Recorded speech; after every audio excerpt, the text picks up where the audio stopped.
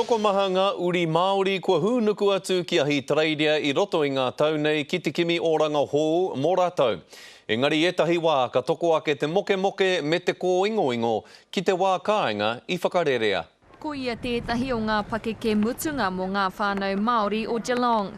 Engari kei te koingo te wairua o Sandy Edwards ki te wā kāinga. I think there's more back home, spiritually, for me. That's where I feel that I need to be. Hello, my darling. How are you? Neke atu I te rua te kautaua Sandy e noho ana ki konei.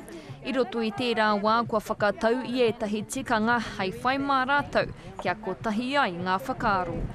We established right from the beginning that there will be no iwi. We are all, at back home we have our iwi, but over here we're all Māori.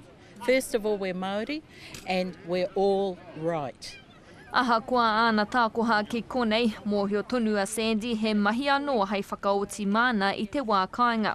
No tōna hoki ngātu mo tētahi hura kōhatu, ka tau te whakaaro. You don't realise how spiritual New Zealand is until you go back there searching with your heart open and your mind open. You just get the call to go back home. He kai hoko, kai kohi taonga tawhito te mahi a Sandy me tana hoa rangatira I mua. Ki katoa tō rāua kāinga I ēnei tapu, ko te pātai nui ko e hiaka haria ki tō rāua taha. We've got gazillions of boxes because we've been collecting and in the antique business for the past 10, 15 years. And over the years I've always sorted New Zealand. We can sell that, but not that.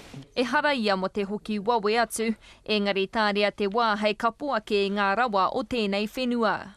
I don't think we prepare ourselves enough for when we do get back home, and invariably they end up coming back because they can't. So we need to establish a financial base, and once we've done that, we'll be right. Hei roto I ngā tau tata e tū mai nei ka tīmata te hikoi a Sandy tōna haerenga e tau wai tōna wairua. Tērā te kōrero, ka hore he wāhi tua atu I te wā kāinga. Atu I Poe Piripi, Irina Smith, Te Karere.